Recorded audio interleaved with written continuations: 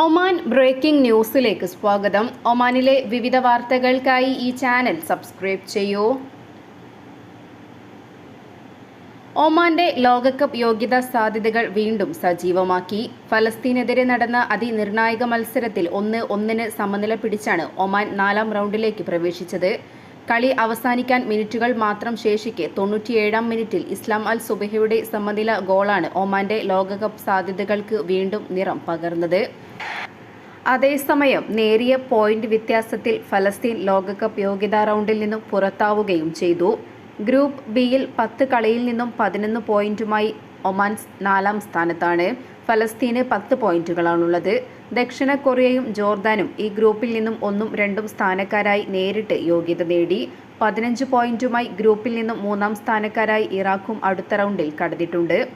ജോർദാനിലെ king Abdulla സ്റ്റേഡിയത്തിൽ കഴിഞ്ഞ ദിവസം നടന്ന മത്സരത്തിൽ കൊണ്ടും കൊടുത്തുമായിരുന്നു ഒമാനും ഫലസ്തീനും ആദ്യ പകുതിയിൽ മുന്നേറിയത്. വിജയം ലക്ഷ്യമാക്കി ഇറങ്ങിയ ഫലസ്തീനിനായിരുന്നു കൂടുതൽ ആക്രമണ സാധ്യത. കളം നിറഞ്ഞ് കളിച്ച ഒമാൻ മികവ് പുലർത്തിയെങ്കിലും വല കുലുക്കാൻ സാധിച്ചില്ല. ആദ്യ പകുതിക്ക് വിസിൽ മുഴങ്ങുമ്പോൾ ഇരു ടീമുകളും ഗോളൊന്നും അടിച്ചില്ല. ഗൾഫ് സ്റ്റാൻഡേർഡ് സ്പെസിഫിക്കേഷൻ മാനദണ്ഡങ്ങൾ പാലിക്കുന്നതിൽ വീഴ്ച വരുത്തി വിൽപ്പനയ്ക്ക് വെച്ച ജ്യൂസ് ഉൽപ്പന്നങ്ങൾ ദാഖ്ലിയ നഗരസഭ പിടിച്ചെടുത്തു. സമായിലിൽ ഫുഡ് കൺട്രോൾ ആൻഡ് ലൈസൻസിംഗ് വിഭാഗം നടത്തിയ പരിശോധനയിലാണ് 1190 കുപ്പി ജ്യൂസ് കണ്ടുകിട്ടിയത്. ഭക്ഷ്യസുരക്ഷാ നിയമങ്ങൾ ഉറപ്പുവരുത്തുന്നതിന്റെ ഭാഗമായി ഗവർണറേറ്റിന്റെ വിവിധ ഭാഗങ്ങളിൽ പരിശോധന തുടരുകയാണ്. ദോഫാറിലെയും ഗവർണറേറ്റിലേക്കുള്ള പാതയിലെയും ഇന്ധന കേന്ദ്രങ്ങളിൽ പരിശോധനയുമായി വാണിജ്യ വ്യവസായ നിക്ഷേപ പ്രോത്സാഹന മന്ത്രാലയം. പ്രതിദിനം വലിയ തോതിൽ സന്ദർശകരെത്തുന്ന ഖരീഫ് കാലത്ത് ഇന്ധന ലഭ്യതയും ഇന്ധന കേന്ദ്രങ്ങളിലെ മറ്റ് സൗകര്യങ്ങളും ഉറപ്പുവരുത്തുന്നതിന്റെ ഭാഗമായിട്ടായിരുന്നു പരിശോധനകൾ നടത്തുന്നത്. ദോഫാറിലേക്കുള്ള പ്രധാന പാതകളിലാണ് ഇന്ധന വിതരണ സ്ഥാപനങ്ങളിൽ ഉദ്യോഗസ്ഥർ പ്രധാനമായും പരിശോധന നടത്തിയത്.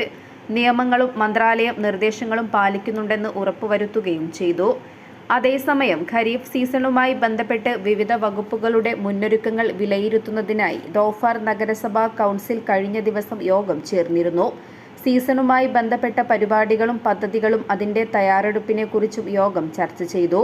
സീസൺ സമയത്തെ ഗതാഗതം എളുപ്പമാക്കുന്നതുൾപ്പെടെയുള്ള നടപടികളും ചർച്ചയിൽ ഉയർന്നുവന്നു. ഗവർണറേറ്റിൽ ഖരീഫ് സീസണുമായി ബന്ധപ്പെട്ട് വാണിജ്യ മേഖലയിലെ എല്ലാവിധ മുന്നൊരുക്കങ്ങളും അധികൃതർ നിരീക്ഷിച്ചു വരികയാണ്. ചരക്കുകളുടെയും ഭക്ഷ്യ സേവനങ്ങളുടെയും വിതരണം, വാണിജ്യ ബാങ്കുകളുടെ സേവനങ്ങൾ, ഗ്യാസിന്റെ കാര്യക്ഷമത വർദ്ധിപ്പിക്കൽ തുടങ്ങിയ കാര്യങ്ങളും ഉറപ്പുവരുത്തും.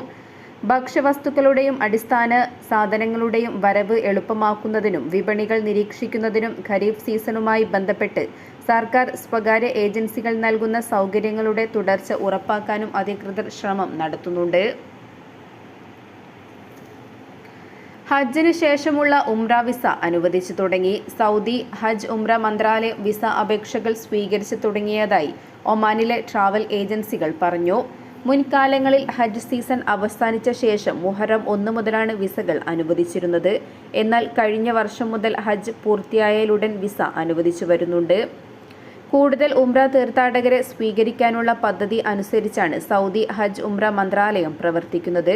വിദേശങ്ങളിൽ നിന്നെത്തിയ ഹജ്ജ് തീർത്ഥാടകരിൽ ബഹുഭൂരിഭാഗവും ഇനിയും സൗദിയിൽ നിന്നും സ്വദേശങ്ങളിലേക്ക് മടങ്ങിയിട്ടില്ല. ഇതിനു മുമ്പ് തന്നെ ഉംറ വിസ അനുവദിക്കുകയാണിപ്പോൾ. അതേസമയം ഒമാനിൽ നിന്നുള്ള ഉംറ സംഘങ്ങളും ട്രാവൽ ഏജൻസികളും ഉംറ പാക്കേജുകൾ ഇതിനോടകം പ്രഖ്യാപിക്കുകയും ബുക്കിംഗ് സ്വീകരിച്ചു തുടങ്ങുകയും ചെയ്തിട്ടുണ്ട്. അവധിക്കാലമായതിനാൽ പ്രവാസി കുടുംബങ്ങൾക്കും ഉംറയ്ക്ക് പോകാൻ ഇത് മികച്ച അവസരമാണ്. നിരവധി പേരാണ് ഈ അവസരം ഉപയോഗപ്പെടുത്തി ഉംറയ്ക്ക് ഒരുങ്ങുന്നത്. സൗദിയുടെ വിവിധ വിസ സൗകര്യങ്ങളും അനുകൂല ഘടകമാണ്. ഹജ്ജ് കഴിഞ്ഞ് ഹാജിമാർ മടങ്ങുന്നതിനാൽ മക്കയിലും മദീനയിലും തിരക്ക് കുറയുകയും ചെയ്യും. ഉയർന്ന ടിക്കറ്റ് നിരക്ക് മൂലം നാട്ടിലേക്കുള്ള യാത്ര മാറ്റിവെച്ച പ്രവാസി കുടുംബങ്ങളാണ് ഉംറയ്ക്ക് ഒരുങ്ങുന്നത്. നാട്ടിൽ നിന്നും മാതാപിതാക്കളെ അടക്കം സന്ദർശക വിസയിൽ കൊണ്ടുവന്ന് ഒമാനിൽ നിന്നും ഉംറ തീർത്ഥാടനത്തിനായി കൊണ്ടുപോകുന്ന പ്രവാസി മലയാളികളും നിരവധിയാണ്. നാട്ടിൽ നിന്നും ഒമാനിലേക്കുള്ള നിലവിലെ കുറഞ്ഞ ടിക്കറ്റ് നിരക്കും ഇത്തരക്കാർക്ക് ഏറെ ഗുണകരമാണ്. ഒമാന്റെ വിവിധ ഭാഗങ്ങളിൽ നിന്നും ഉംറ യാത്രയ്ക്കായി അന്വേഷണം വരുന്നുണ്ടെന്നും പ്രവാസി കുടുംബങ്ങൾക്കുൾപ്പെടെ സൗകര്യമൊരുക്കുന്നതിന്റെ ഭാഗമായി ജൂലൈ 9 ഉംറ സംഘം ലക്ഷ്യം വെക്കുന്നുണ്ടെന്നും സർവീസ് പ്രതിനിധികൾ അറിയിച്ചു.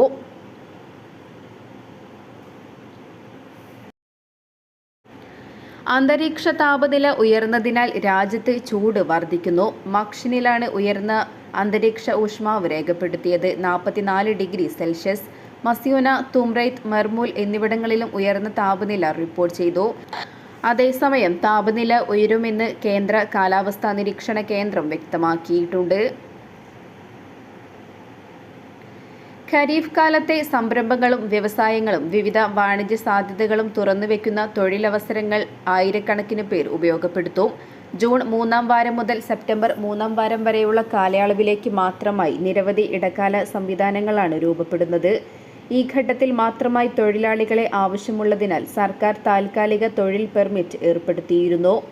ഇത്തവണയും ഖരീഫ് കാലത്ത് പ്രവാസികൾക്ക് താൽക്കാലിക തൊഴിൽ പെർമിറ്റ് അനുവദിക്കുന്നുണ്ട്. മലയാളികൾ ഉൾപ്പെടെ നിരവധി പേരാണ് ഈ സംവിധാനം ഉപയോഗപ്പെടുത്തുക. വാണിജ്യ മേഖലയെ സജീവമാക്കുക കൂടി ലക്ഷ്യം വെച്ചാണ് തൊഴിൽ മന്ത്രാലയം നടപടി. സ്ഥാപനങ്ങൾക്ക് പ്രവാസി തൊഴിലാളികളെ താൽക്കാലിക വിസയിൽ കൊണ്ടുവരുന്നതിനും അനുമതി ലഭിക്കും. കഴിഞ്ഞ വർഷം ഈ സൗകര്യം ഉപയോഗപ്പെടുത്തി 100 കണക്കിന് പ്രവാസികളാണ് ഖരീഫിൽ ജോലിക്കെത്തിയത്.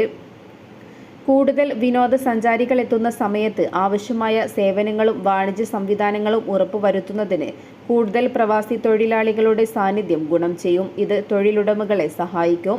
അതേസമയം ഈ കാലയളവിൽ തൊഴിൽ നിയമങ്ങൾ ലംഘിച്ച് അനുമതിയില്ലാത്ത വാണിജ്യ പ്രവർത്തനങ്ങളിലോ ജോലികളിലോ ഏർപ്പെടുന്ന പ്രവാസികൾക്കെതിരെ കർശന നടപടികൾ സ്വീകരിക്കും. തുടർച്ചയായ പരിശോധനകളും മന്ത്രാലയം നടത്തും. ഖരീഫ് കാലത്ത് ദോഫാറിന്റെ വിവിധ ഭാഗങ്ങളിൽ കൂടുതൽ വാണിജ്യ പ്രവർത്തനങ്ങൾ ആരംഭിക്കുന്നതിന് ഈ സൗകര്യം ഒരുക്കിയിട്ടുണ്ട്. ഇതുവഴി നിരവധി പ്രവാസികൾക്ക് താൽക്കാലിക തൊഴിലും ഈ കാലയളവിൽ ലഭിക്കും. തൊഴിലുടമകൾക്കും ഏറെ ആശ്വാസകരമാകുന്നതാണ് തൊഴിൽ മന്ത്രാലയത്തിന്റെ ഈ നടപടി. വരാനിരിക്കുന്ന ഖരീഫ് കാലത്ത് കൂടുതൽ സഞ്ചാരികളെത്തുമെന്നാണ് അധികൃതർ പ്രതീക്ഷിക്കുന്നത്. ഖരീഫ് കാലത്ത് തൊഴിൽ നിയമ ലംഘനങ്ങൾ ഒഴിവാക്കുന്നതിന് വ്യത്യസ്ത നടപടികളാണ് തൊഴിൽ മന്ത്രാലയം സ്വീകരിക്കുന്നത്. Dhofar governorate directorate general of labour വിഭാഗത്തിന്റെ നേതൃത്വത്തിലാണ് പരിശോധന ഉൾപ്പെടെയുള്ളവ നടത്തുന്നത്. സുരക്ഷിതവും സുസ്ഥിരവുമായ തൊഴിൽ വിപണി പ്രദാനം ചെയ്യുകയാണ് ലക്ഷ്യം. ഖരീഫ് മാസങ്ങളിൽ വാണിജ്യ പ്രവർത്തനങ്ങളും വിവിധ സേവനങ്ങളുമായി വ്യത്യസ്ത തൊഴിൽ മേഖലകളാണ് തുറക്കപ്പെടുന്നത്. ഈ സാഹചര്യത്തിൽ തൊഴിൽ നിയമങ്ങൾ ലംഘിച്ച് വിദേശികൾ പ്രവർത്തിക്കുന്നതായി നേരത്തെ റിപ്പോർട്ട് ചെയ്തിരുന്നു. ഇത്തരത്തിലുള്ള പ്രവണതകൾ ഒഴിവാക്കുന്നതിനാണ് മന്ത്രാലയം നടപടികളുമായി മുന്നിട്ടിറങ്ങുന്നത്. തൊഴിലുടമകൾക്കും തൊഴിലാളികൾക്കും നിർദ്ദേശങ്ങൾ നൽകുകയും ബോധവൽക്കരണം നടത്തുകയും ചെയ്യും.